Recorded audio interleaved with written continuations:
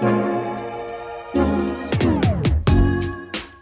Thrive Collective family, welcome back. This is your show designed to help you make more money, avoid costly mistakes, and fully integrate your faith into your life and leadership. I am Rob Hughes, your host, and it is an honor to serve you through this platform.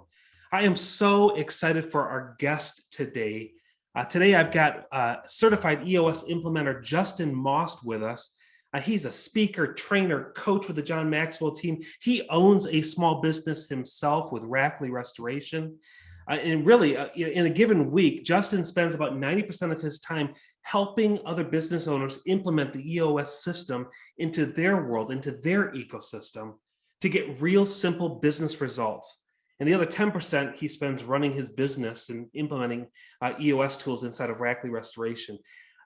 The thing I just am so impressed with about Justin is he also loves Jesus deeply. And he is fully committed to seeing the kingdom expand through his business and is really structured in such a way to see that happen. And so it's just an honor to have Justin into today's show. We're going to be talking about the 7 practices of great leaders. And I'll tell you, leaders, if you've been in the game for some time, you know it's not a sprint. It is a marathon. And so we hope to share 7 principles, practices, tools that you can implement and really fold into your life, into your leadership to help you gain the endurance and to really focus your leadership to make a bigger impact in the year to come. So Justin, welcome to the Thrive Collective podcast. It's so good to have you here. Welcome. Rob, thank you, man. I'm freaking jacked. This is going to be fun. Oh, brother, we are too. We're so excited to have you. So, I'll tell you, one of the many things that I have just come to really respect about you too is that you do this stuff. I mean, you've worked with small businesses, large businesses.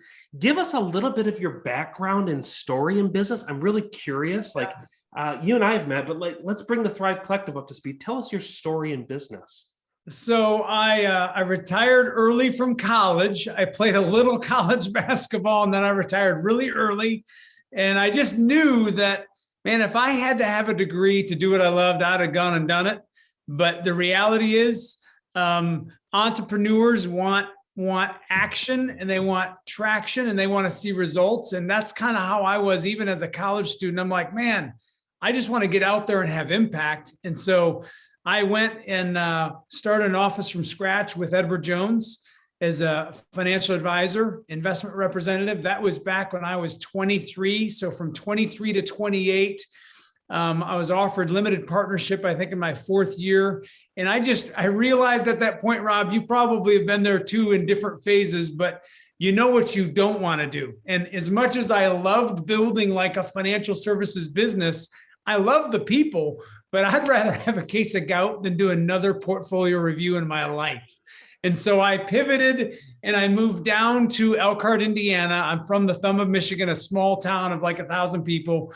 And we moved down to Indiana, and my brother and I started a character and leadership youth mentoring organization called 5 Star Life. And he was the youth guy and I was kind of the business guy. So I took my Edward Jones door knocking experience and I leveraged that passion to meet people. And we started meeting people across the area that I live now, telling them a story of impact. Because when you think of like a 5-star hotel, that's like top notch. You know you're going to go to a nice place. We because of the impact my brother was having with these junior high students, he was a youth pastor before this. And I grew up, my dad was in ministry full time. And so we grew up a ministry family, but I was the black sheep because I love business. I feel like God has called me to business and I want to leverage my skills for that. And so, but I wanted to unite myself with someone like my brother who's having tremendous impact in kids' lives. So we started 5 Star Life with maybe 5 volunteers and a couple friends. And we grew it from 50 students to today. Seth is reaching 22,000 students a week across the country. And what we do is I left 9 years ago to become an entrepreneur, but it was helping get that thing off the ground was a passion of mine. And we taught 5 core values: courage, respect, integrity, responsibility, and sacrifice. And our nation, Rob, our nation needs to infuse hope into our country. And that's what 5-Star was dedicated to doing, is changing the culture of students, changing their mindsets. Everything starts and ends in our mind, right? So for 7 years, I helped my brother build 5-Star Life. I think when I left, we were impacting like 2,300 students a week. And I left because I got to a point, and this was honest to God truth. I was the fundraiser. I was the president of the organization. My brother was really the guts of the mission. I was his best storyteller. Like, that was my job. I was telling the story of impact, of life change, of transformation. And I got to a point where I was asking for money, and I started to get bitter. I started to realize, I don't think this is good for me anymore, because I'm talking to these high net worth people and I'm getting told no. And I prayed. When I got told no, Rob, I started praying, Lord, give me a business that I could be a major funder of this mission. And so within 2 years, I literally pivoted. I left 5-Star, not because of my lack for passion for it, but I wanted to build. One of my mentors is Stanley Tam. He wrote a book called God Owns My Business. He's 106 years old right now. I met him, and he told me a story of impact, because he was 93 years old when I was, I think, in my early 30s. And I asked him a stupid question. I said, Stanley, do you have any goals? This was a 93-year-old that I was asking this. He looked at me and he goes, huh. He goes, I had some. It almost like, he's like, dude, I'm 93. We don't have goals anymore. But he said, Justin, I wanted to give $100 million to the work of the kingdom.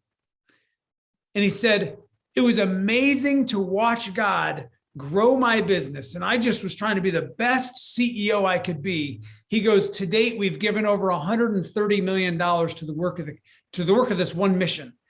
And when I read his book and I got to meet him, that changed something on the inside of me. And I started to recognize, I don't need to ask people for money. I just need to be obedient to what God's called me to do, and God's going to provide. And so I've shifted my focus to build businesses, to fund a mission that I'm passionate about. So that's kind of why I went into entrepreneurship, and that's why we're talking. I laugh because I'm so resonating. Like, business can be an engine of generosity, an engine of blessing, that when we as entrepreneurs, small business owners, and leaders accept and respond to the call on our lives to own and lead businesses, it can create a wake of blessing to our teams, to our clients, to future ministries that we support. I love it. I love it. I feel like, Justin, you are my brother from another mother, but the same daddy. So, yeah, man. So you worked. Go ahead. So that journey was where I realized, when I left 5-Star, I literally was like, well, what am I going to do? And I knew that I had entrepreneurship. I had to figure out, when you start an office from scratch with Edward Jones, you're basically an entrepreneur. You're using their system, but you have to build all the relationships. You have to build your business. And then when I did that for 5-Star, same thing, new community. And I decided to bet on myself and say, I'm gonna build the skill. And I have a passion for coaching, for teaching, for speaking, and yet I love entrepreneurship. And I didn't want to just be a speaker. I wanted to live it. And so I started with John Maxwell certification to become a speaker trainer coach, just to get my wings on me. You know what I mean? To get some reps under my belt, to see how the master does it. He's written 120 books. He's spoken all over the world. And so I started learning how to take my passion for team and my passion for entrepreneurship and use it in my business. And then I created this Lead USA event. And it was basically a local leadership event where I'd get about 1,500 people to come in, and I'd bring in John Maxwell. I'd bring in Chris McChesney from the 4 Disciplines of Execution. I brought in Darren Hardy, publisher of Success Magazine. I just brought in a bunch of amazing leaders. And then I was obviously one of the speakers at the event, but we reached, one year I had, I think, 25 simulcast sites across the country, and we had about 1,500 people in the room. And it was a 10-month job to have a half day leadership event. And I remember talking to my wife. I'm like, sweetie, I can still do the speaking, training, coaching with my 7 practices of great leaders, and we can do this great event, or we can pivot to have more impact if I learn a new set of tools. And that's when I pivoted away from just the speaking, training, coaching to the EOS model, because it literally solves the pain points of every entrepreneur that I'm working with so far. And so that's really where I made the shift of, yes, I speak, train, and coach, but I've got a set of tools in my tool chest that help business owners get traction, and it helps them get what they want from their business. Yeah, that's it. And EOS, and many of you who have tuned in to the Thrive Collective, Hughes Integrated, we run our business on EOS. We're a story brand agency, but we run on EOS. And many of the guests that we brought on this show are EOS experts trained to implement EOS in a variety of applications. In fact, Justin, you've done that. You've implemented for hundreds of companies, correct? I don't want to over-exaggerate, but quite a few companies. I think I'm 20 session days away from my 500th session. So yes, I've been in a lot of rooms, and I've seen a lot of stuff happen, good and bad, because that's who us humans are. We have good teams, we have struggling teams, but everything is just an issue, and it's solvable as long as you're willing to keep taking steps. And one thing that I value greatly is that you can check the box of running with a system like EOS, but you can still miss having tremendous impact in people's lives if you don't really grab a hold of a couple of these practices. And it's really about your leadership skill set of, am I doing these things? And Darren Hardy, one year when I brought him in, every time I have these high-level leaders, I try to schedule some time in their green room so I can talk with them, right? And so Darren, just challenged me. He's like, listen, when you study a body of work, you should, write these 3 things down. Number 1, when you're reading material, am I doing it? Number 2, have I mastered the tool that I'm reading? And number 3, would my results prove that I've mastered it? Even as good as what EOS is, or any other system out there, or any discipline, am I doing it? Have I mastered it? And would my results prove that I've mastered it? Darren gave me that nugget, and I've held on to that for 10 years, because it is powerful when you can self-assess. The number 1 trait of the greatest leaders on the planet is their ability to be self-aware. And you and I have both read books or material that the book was amazing, and 6 months later, our life doesn't look any different. And so what I'm committed to, man, is we in America have an enemy. And that enemy is habitual mediocrity. And when you have leaders in charge of people's lives, in charge of businesses that could have tremendous impact, and when we at the top settle, because we're not intentionally trying to fall asleep, but that's the danger of mediocrity, is it's good enough. It's good enough. I just can't give any more. And when we settle for mediocrity in our leadership, it has an impact on people's lives. And that's really where these 7 practices came from, is I want to run like a freaking Olympic athlete to achieve all that I'm supposed to do. And lukewarm in the Bible, it talks about God when he says, if you're lukewarm, he'd rather you be hot or cold, because he'll spit lukewarm out of his mouth. Lukewarm is mediocrity. And when us leaders, when we settle for mediocrity, it's good enough, we don't realize how much impact that can have on people's lives if we're not running in such a way as to win the prize. I love it. I absolutely love it, Justin. It totally resonates with this idea of stewardship of gifts, stewardship of talents, stewardship of abilities. If you've been entrusted with the gift to lead, you better lead well. In fact, I think scripture even says that. If you've been given the gift of discernment, then discern Yeah. well. I mean, all the different gifts and spiritual gifts that we've been entrusted. And so these 7 practices can help us to do that. So Yeah. I'm really, really interested in these 7. These are practices that you've come across, that you've implemented, that you've trained and taught others. Yep. I'd love to hear, a couple of these tools. So the 7 practices are very simple. They're called practices because they only work if you practice them. They're not like a law. Like, John Maxwell, a hero of mine, he's written the 21 irrefutable laws of leadership. Mine are not laws. They're simply practices. And like gravity, that's a law. Like gravity happens whether you do anything or not. Gravity still exists because it's a law. What I'm teaching are practices. If you can know them and they can still not be helpful because you're not practicing them. So I'm going to give you these 7 practices in that context. If I want you to ask yourself, am I doing this? Have I mastered it? And would my results prove that I've mastered these practices? And they're simple. They're not rocket science. We all know them. So the first 3 practices are what I would call foundational practices of any good leader. And usually any great operational system will have this baked in. Practice number 1 is you have to clarify the win. And clarify the win is it's a personal thing. It's a company thing. It's a department thing. And there's long-term wins and there's short-term wins, but you as a leader have to clarify what's the target? What are we aiming at? And in EOS, we have a tool called the VTO, the Vision Traction Organizer. That's a way to package all of the wins that make sense, that are important.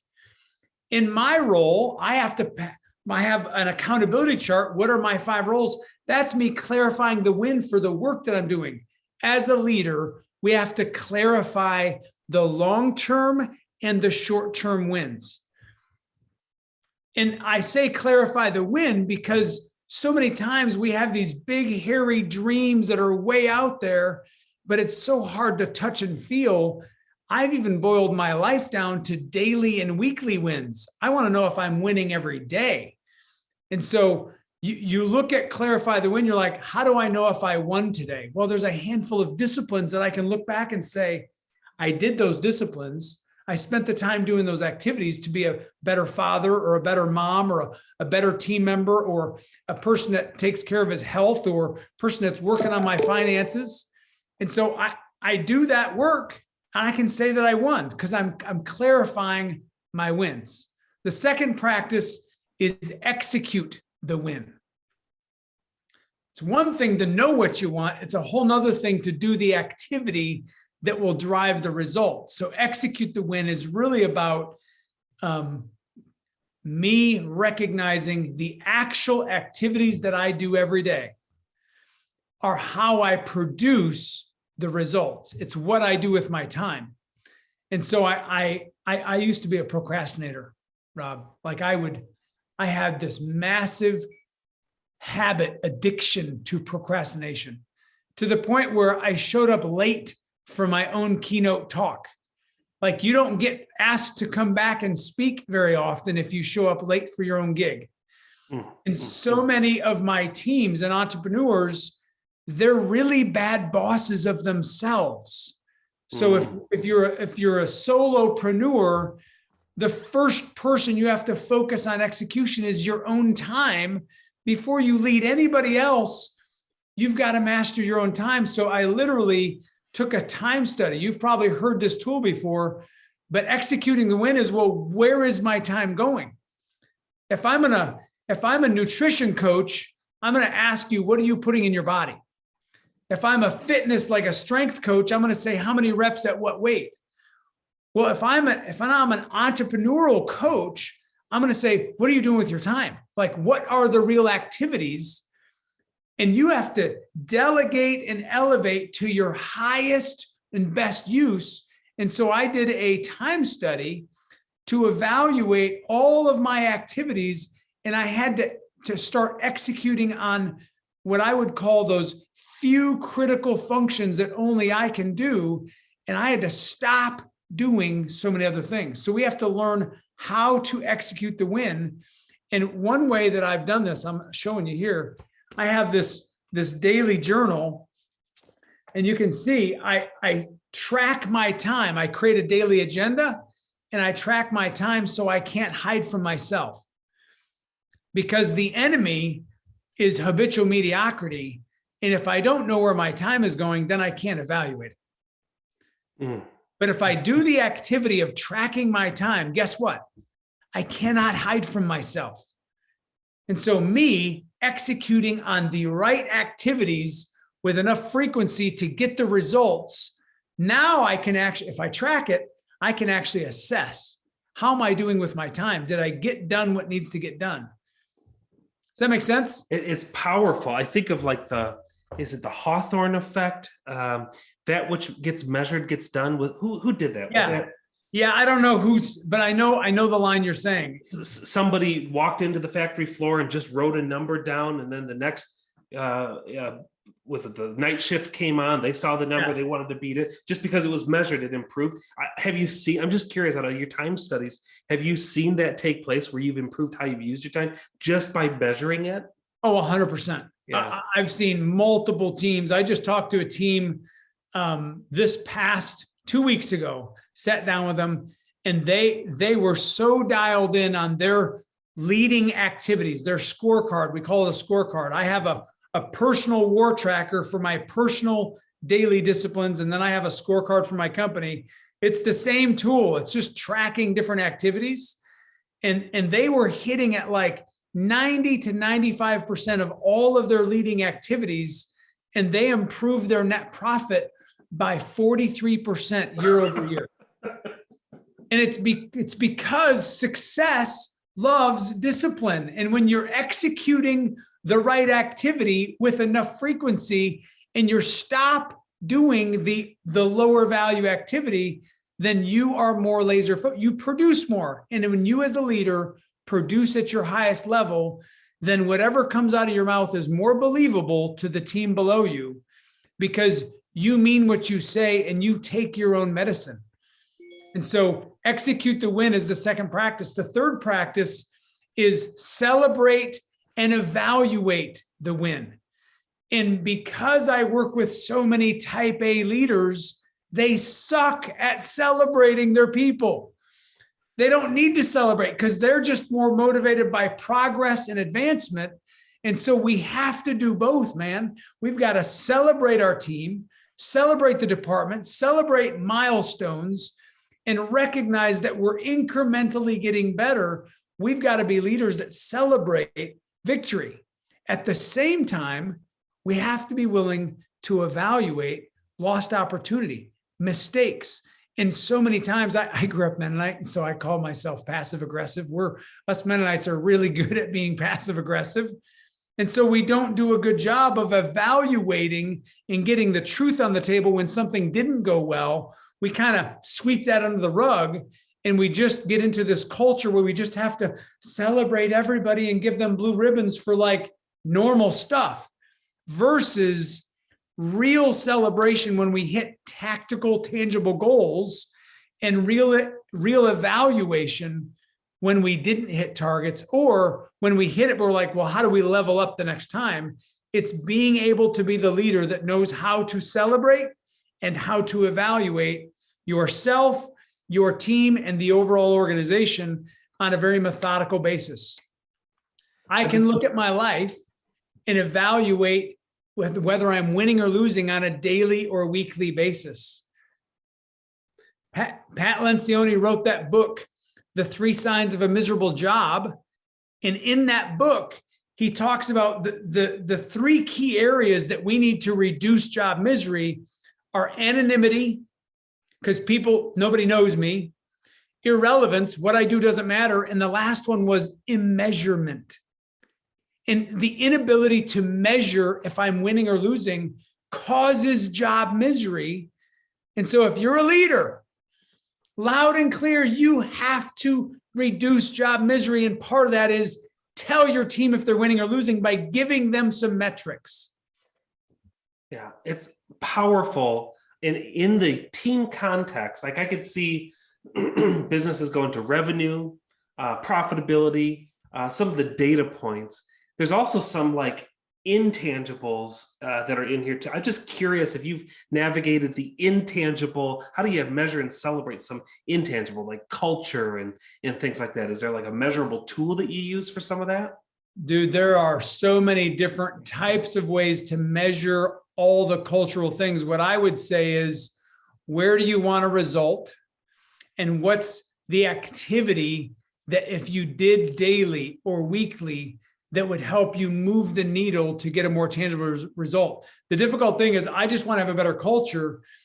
And there's a town called Frankenmuth, Michigan. I met the matriarch. She was in her, I think, either late 70s or early 80s when I talked with her. And one of the things that they measured was number of thank you notes written from leadership to the level below leadership. And then they captured the number of thank you notes written. And she said, Justin, it has to be genuine, has to be specific from their boss direct to that person. And it's got to be handwritten. She goes, we have a number of thank you notes that we have to write. She goes, I just figure that if I can make my employees happy, our team members will make our guests happy. And they owned Bavarian Inn Lodge in Frankenmuth, Michigan, which is this huge, world-renowned facility that has amazing food, and it's the whole Bavarian Inn style, like, the big chicken and all that. But she's in her 80s telling me my metric is 750 thank you notes a year. She knows if she's winning or losing. She goes, I lead the charge. If you're an executive on my team, you've got to write 500 thank you notes. So again, that's just a metric. It's not the only metric, but where do you want to see your team improve? What's the activity or the discipline that you must perform, and measure that one? In measurement, when I was at Edward Jones, they told me 25 contacts a day was going to produce 10 new accounts a month. Like that was a part of a recipe. And so for me, it's recognizing what's my metric that I have to do that would tell me I'm winning or losing. For some managers, they suck at small talk with their people. And because they're so laser focused, some of them have to create a metric. I need to make 3 touches a day where I engage in a 5-minute conversation of just about how the person's doing in life. Like that's an actionable, measurable thing that will produce a result. You mentioned Chris McChesney earlier on. I know I've read 4DX of Execution. And what we're talking about is an input. It's a lead measure.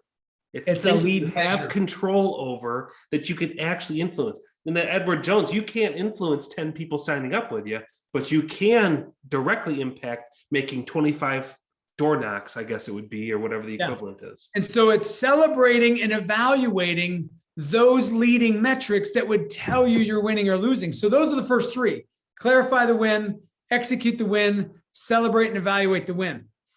Now you go to the next 4, and I would call these momentum building practices. So the 4th practice is use simple, direct, respectful communication. We have lost the art of using language that is simple. We like to beat around the bush.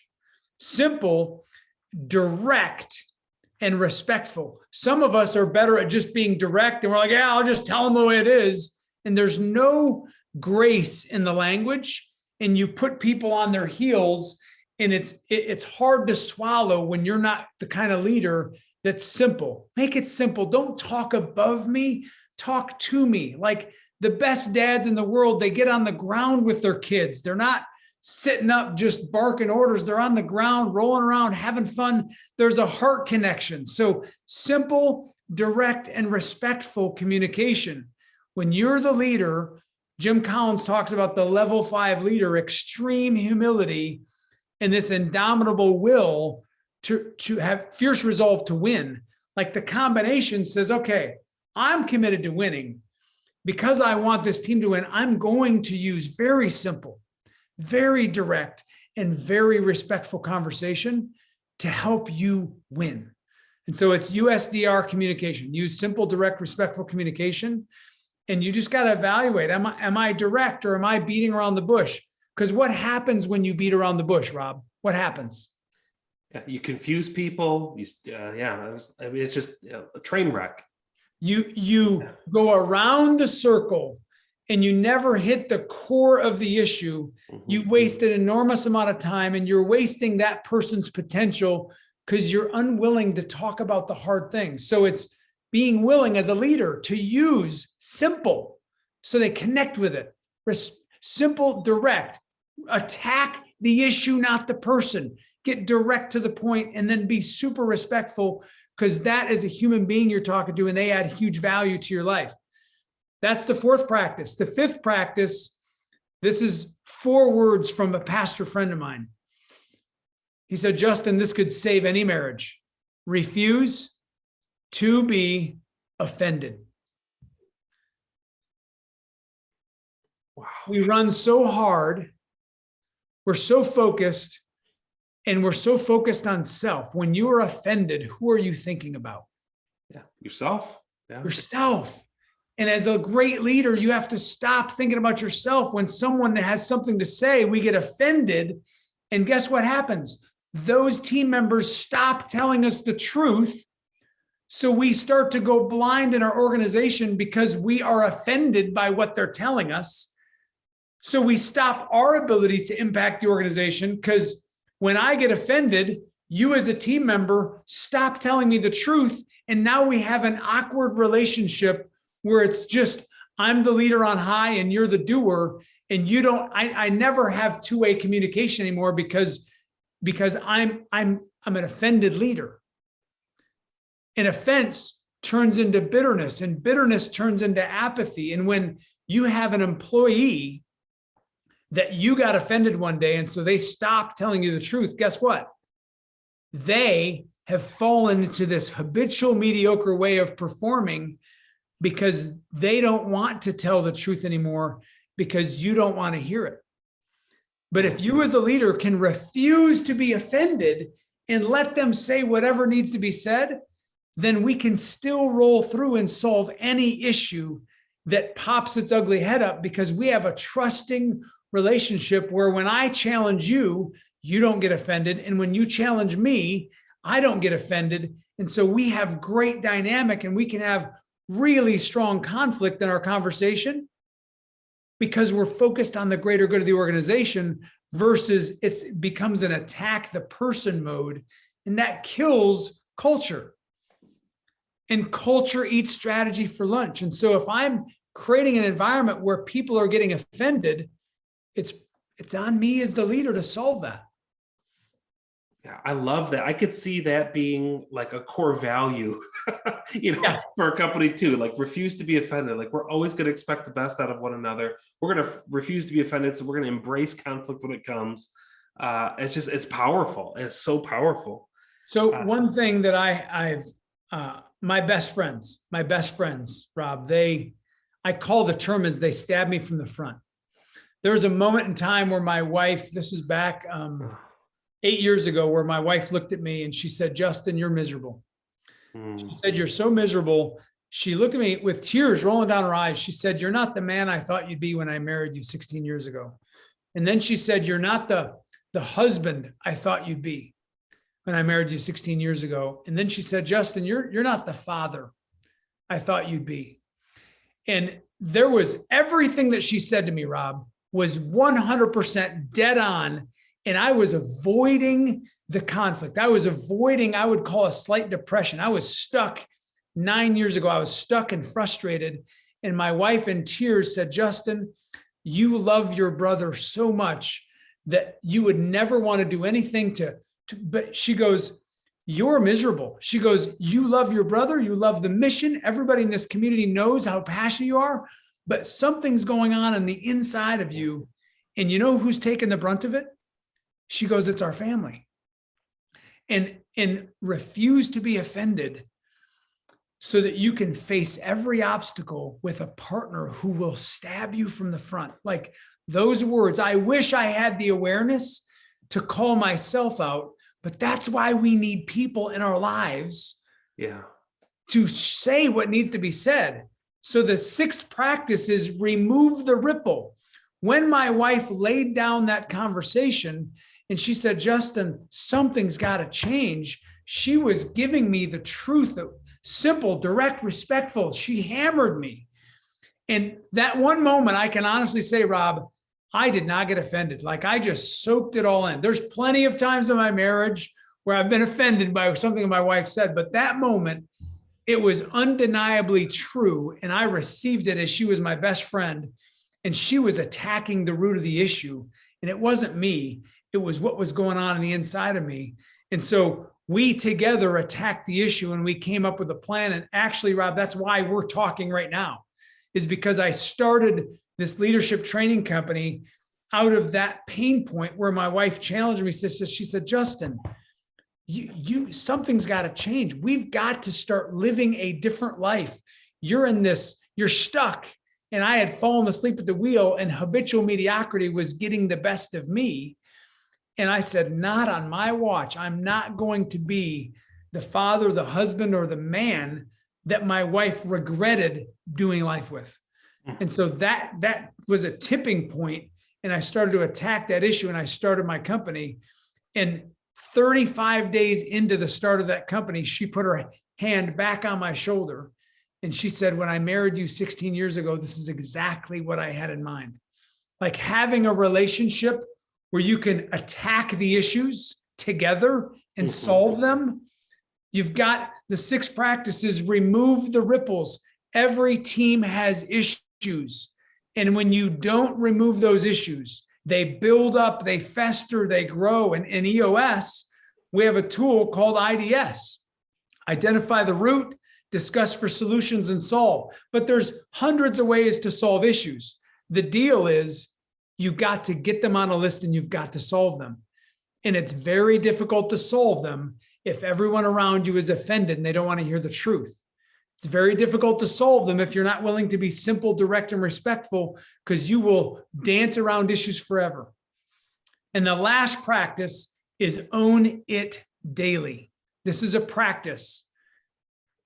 In this old story, children's storybook, it's the turtle wins the race. Mm-hmm. And it's what I own daily. John Maxwell says the secret to your success is found in your daily agenda.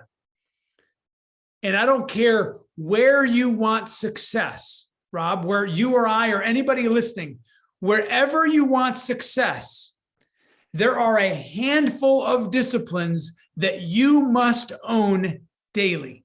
If you're a person of faith, you can say you're a Christian, but if you don't own a handful of disciplines, your life will not look like you're a Christian.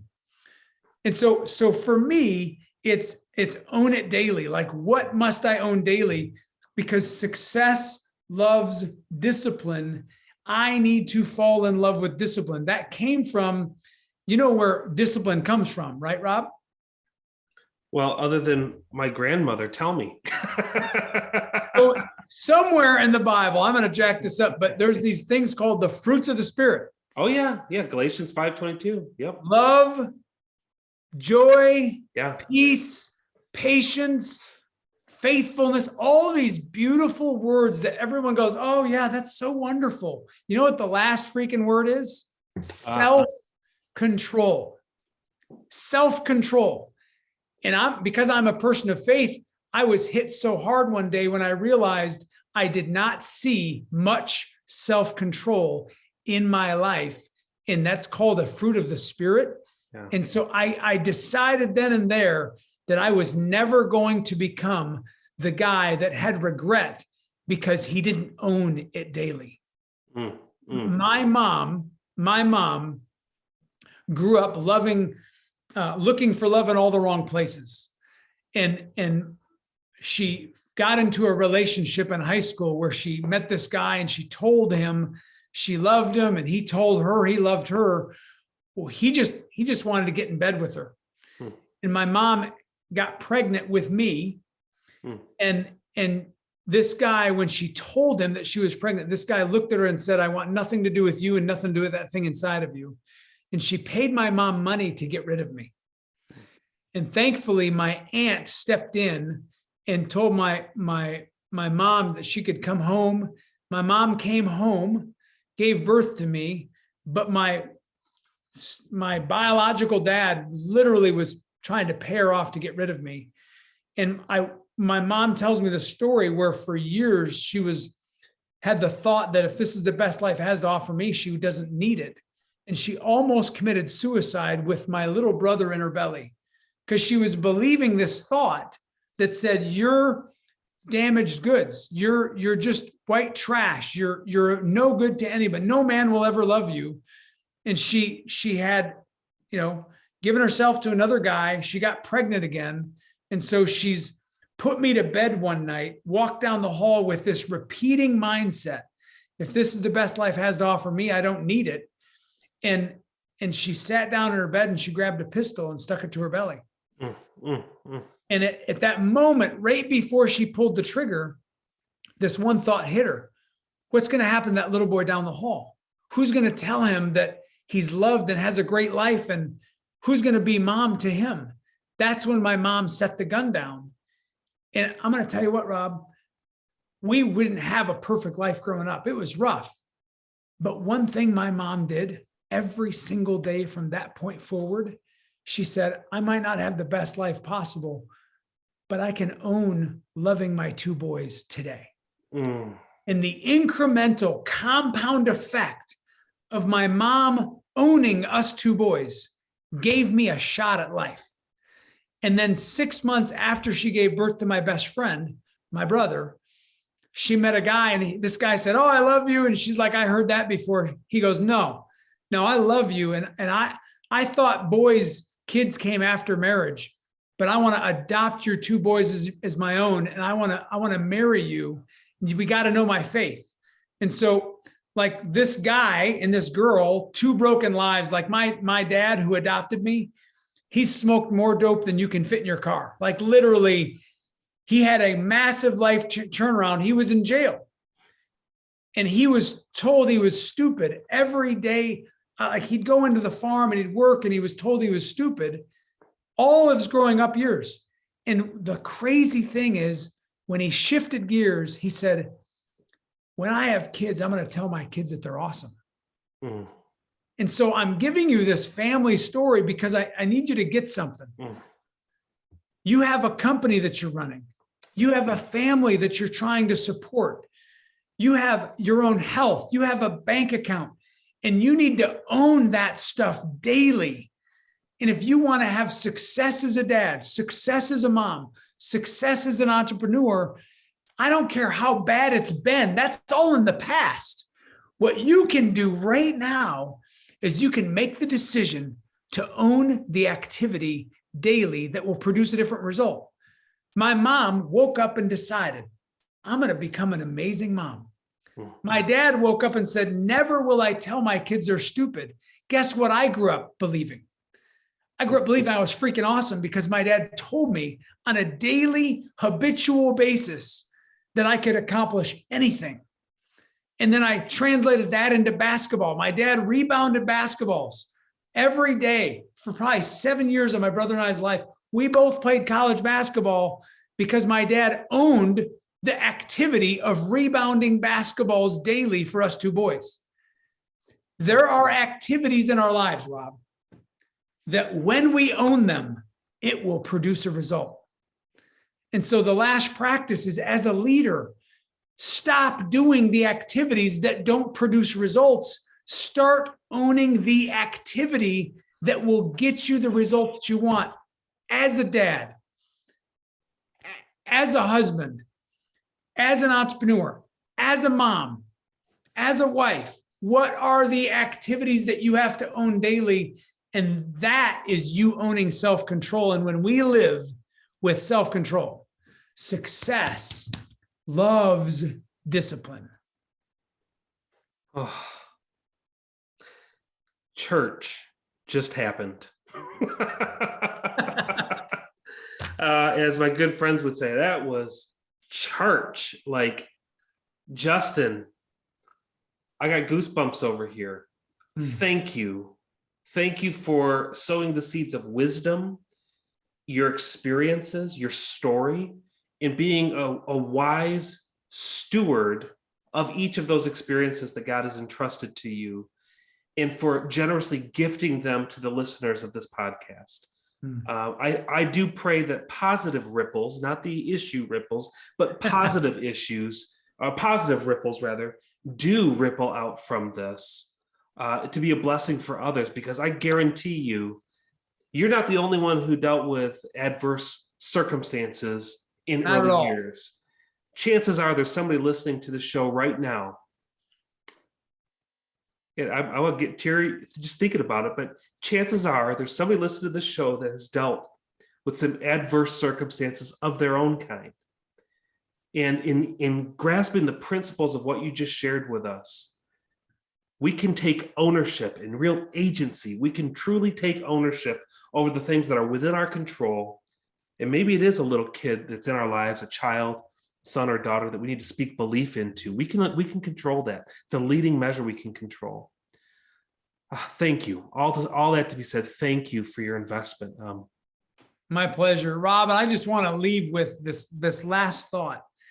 You need to get a picture, whoever's listening, get a picture of the life you're currently living. And I want you to evaluate the current results that you have. And wherever you're not satisfied with the result, I want you to say, well, what activity should I stop doing? What's contributing to the lack of results that I want? Whether it's your business, whether it's your sales, whether it's your bank account, whether it's your relationships, what is not working? And then identify what of those things do I need to upgrade? What of those things do I need to tweak?